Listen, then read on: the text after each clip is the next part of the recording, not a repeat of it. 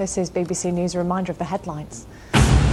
More than 5,000 dead or missing from the terrorist attacks in America.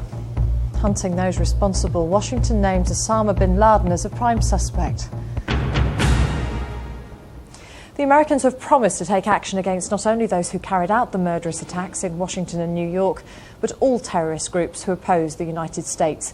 They're now looking to build a worldwide coalition for what they say will be a long war against international terrorism. At noon in Red Square, a minute's silence. Scenes like these in Moscow have been repeated in public grieving right round the world. America was attacked, but the victims came from dozens of different countries. The roll call helps explain why so many governments now back a new war against terror. The 19 nations of NATO have already pledged their support for military action. Now they're confident that a much wider global coalition against terrorism is forming. Science fiction came true this week. And I think it's the responsibility of world leaders conscious of being able to protect their populations now to make sure that these other threats are contained and are dealt with. And extraordinary policy shifts are happening. As the royal family of neutral Sweden joined their government in mourning, ministers announced unprecedented backing for the idea of military action. Russia is on board, China too has backed America.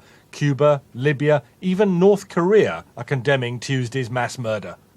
And now Pakistan has come out, however reluctantly, against bin Laden and his Taliban hosts. All countries must join hands in this common cause. I wish to assure President Bush once again and the United States government of our unstinted cooperation in the fight against terrorism.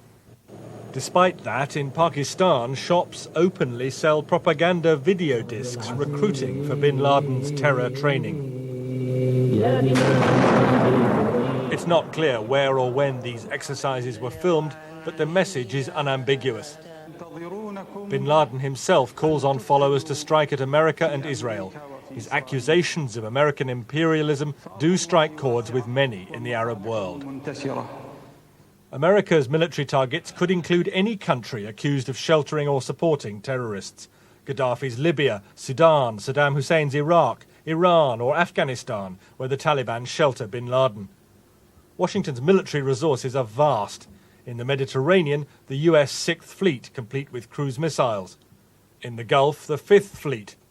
And in the Indian Ocean, more ships, more soldiers.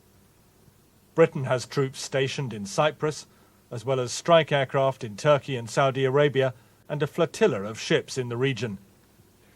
And fearful of imminent attack, foreign aid workers have already been leaving the Afghan capital, Kabul.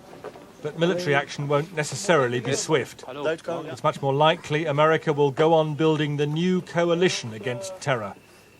Then it will act with allies as part of a long campaign against those branded as terrorists. James Robbins, BBC News.